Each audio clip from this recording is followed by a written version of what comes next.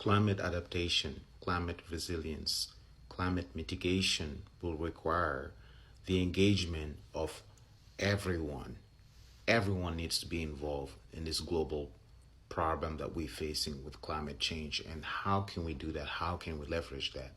By incorporating the vulnerable population that are the most affected by climate change in the form of droughts, reduced rainfall, desertification, soil degradation, and various issues that are caused by climate change.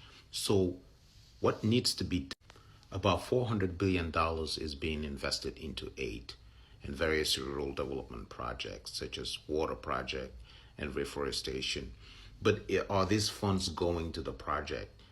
We think that there's a lot of waste and there's a lot of inefficiencies because there's a lot of overheads in these high profile charities and high profile organizations, NGOs, who are basically utilizing a lot of administrative tasks, a lot of administrative efforts.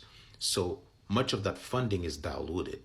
Not all of that funding is going directly into projects. And what we want to do is funnel global finance, global climate finance, philanthropy, and corporate giving directly into frontline workers in development project. More specifically, water project. Access to water is a key indicator of rural development because everything starts with water. You can't plant trees without water. So water is the first element in a reforestation project, especially in arid and semi-arid areas. In Africa, there was a large project that started about 40 years ago that's called the Green Wall. And the goal of the objective was to fight desertification, was to combat desertification by planting trees.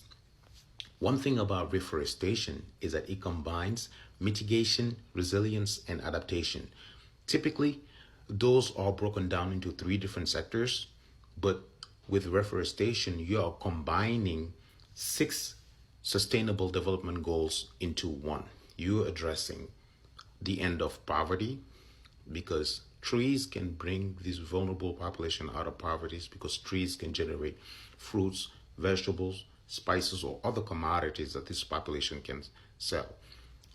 The second SDG is access to water. Water is a key to life.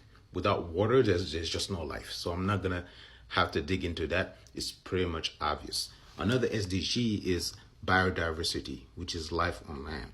Without trees, there can be no livestock. There can be no sustainable food supply. And then the other SDG goals are obviously decent work and climate action, because these trees are absorbing carbon dioxide. So there's decarbonization taking place here. And also trees are releasing oxygen, which we don't talk about enough. So to sum it up, what we want to do is really streamline investment directly into these development projects. Frontline workers like this gentleman here shown on the video are engaging in building wells in the most arid and the most vulnerable rural areas in West Africa. And we partner with these frontline workers. We provide them with the funding that they need, and we also help them gain more visibility in the development world. In the development world, there are a lot of silos.